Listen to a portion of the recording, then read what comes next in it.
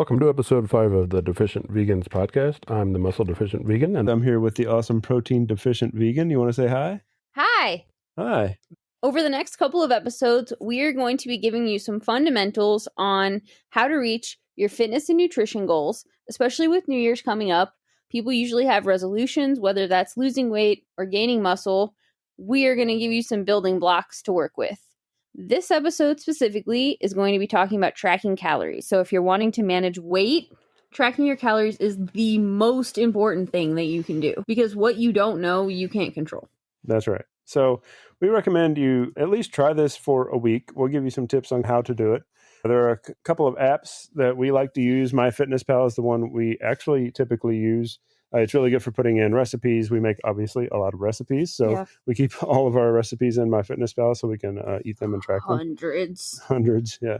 Cronometer is also another good one, especially for vegans. It'll really break down your vitamins and minerals and stuff to make sure you're not having any deficiency issues. So initially, you might just want to start tracking everything you're eating. Don't change how you're eating or what you're eating. Just start logging it into one of these apps. Right. And you got to make sure you track everything. Oils in your food are a big one. It's a lot of calories for just a little bit of oil. And then anything you snack on through the day, people tend to not track that, but it is calories. It's very important to track. Guilty. So if you're going to track your food accurately, you want to make sure you know how much of it you ate. There are serving sizes on your boxes and your packages. Usually they have a volume amount and also a weight amount. The volume amount can change because things can settle in the packaging and whatnot. So it's better to weigh out your food. So we would recommend getting a scale. They're pretty cheap. Yeah, it's just a little kitchen food scale. You get them on Amazon. We'll probably put a link in the show notes to like a little scale we use. We actually have a couple of them, but they're all pretty much the same. Just get one that's on sale or something. If you don't yet have a scale, you can just use like measuring cups or measuring spoons to measure out your servings, but those aren't super accurate. So a scale is better, especially for things that are really calorie dense, like cheeses, peanut butters, and stuff like that, where just a little bit can be like an extra 100 calories. Mm-hmm. When you go to use your scale, a couple of tips. One, I would recommend leaving it in grams just because that's what the serving is on most food items. And then two, you want to make sure you get familiar with the zero out function on the scale. So basically, you'll put your bowl or whatever your food's going to be in on the scale and then hit the 0 button and then add the food to the bowl. And you can do this with different ingredients multiple times to get the servings for everything if you're going to mix a bunch of stuff in a bowl. Yep. And then if you're making a meal or something, most of your ingredients are going to be in raw form for calories. So for instance, if I was making chili, I would measure out all of the raw ingredients and put all of those ingredients into MyFitnessPal as a recipe. And then after the entire meal is cooked, I will get like a large bowl or a large container, zero it out on the scale, and then weigh whatever the final product is. And then I can divide that across how many of our servings we're going to have. And that's usually how we do meal prep. Yeah. If you're just one person, you can just kind of rough estimate it and eat. If you eat, the meal 6 times, it doesn't really matter how much was in each serving necessarily. But if you have 2 people that are trying to eat off of the same thing, we like to use Post-it notes so we know how much is in each serving every time somebody goes to grab a scoop. So a scale should definitely be the first investment if you're interested in managing your calories. It's really the most important tool for that. Exercise can only take you so far. And then Post-it notes. Can never have too many.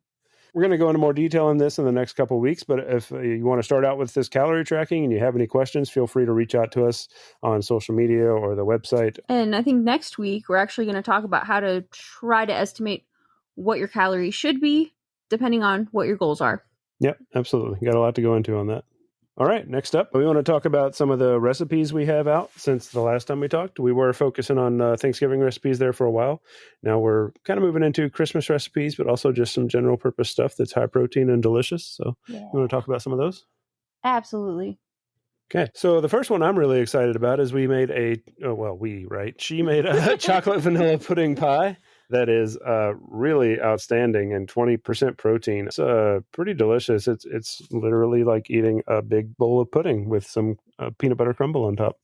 So for this recipe, we used a pre-made chocolate cookie base, and then we made silken tofu into a chocolate pudding and also a vanilla pudding. And then we crumbled on top peanut butter powdered sugar crumble, and it is a delicious combination of flavors. Yeah, absolutely. Next up, we made some high-protein TVP chocolate chip cookies.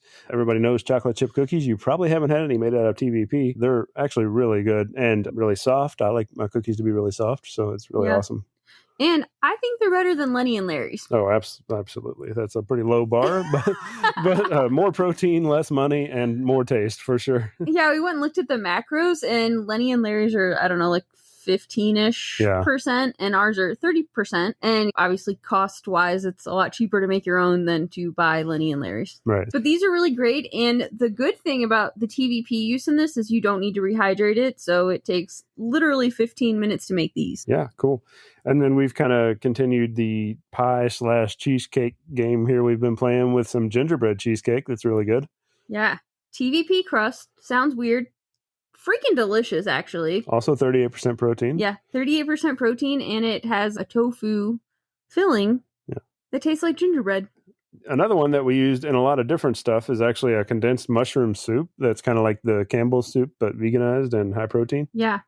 It is very handy for a lot of casseroles use condensed mushroom soup, and since that is not vegan, we made our own, and it's high protein, so pretty much anything you put it in will become more protein. And we all like that, right? Oh, yeah.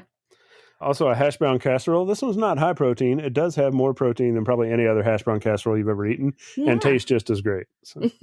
It was dangerously good, actually. Yeah. Also, keeping up the potato game, we got a twice-baked potato casserole, 25% protein, and it's a big bowl of loaded baked potato. It's so good. It has, like, TVP Fakin. Are we calling it Fakin? Yeah, we can call it Fakin bits. Yeah, Fakin bits. Amazing. Yeah, and then to switch it up and go for a cold dish, we've got a broccoli salad. Okay, have you been to a family gathering where you have like an aunt or someone that brings this creamy broccoli salad? It usually has like a fuck ton of mayo all over it. Well, we have high proteinized it and veganized it, and it tastes exactly the same. Yeah. I thought. Yeah, it's really nice. It's like real light and refreshing. I think people say refreshing for light things like that. I've heard refreshing used on the Food Network. Yeah, so. yeah, I get it now. Yeah, so it's broccoli, some of those Fakin bits, craisins, vegan cheese, and sunflower seeds with silken tofu mayo dressing. So it's really good. And then moving away from light and refreshing, you made a biscuits and gravy with a high-protein vegan sausage gravy. Yeah, it's actually like your kryptonite. Yeah. And it's pretty good. I don't really like sausage of any kind, so he got to eat it all, which is good for him. Yeah, more recipes like that would be pretty cool. Also, we're working on a bunch of recipes for Veganuary coming up at the beginning of the year. If you don't know what that is, basically it's just in January, a lot of people will try out plant-based or vegan lifestyle and or diet. So we want to make sure we have some stuff out there for the people switching over who haven't really made vegan food before. If you have any ideas for any recipes you would like to veganize, let us know. Again, you can email us at podcast@vegainsfitness.com. Reach out on any of our social media platforms. You'll be able to find those in a link in the show note, or just leave a comment on some blog posts on the website. Any of those things that we see equally well. So reach out. Yes, he sees them and then he lets me know that things happened.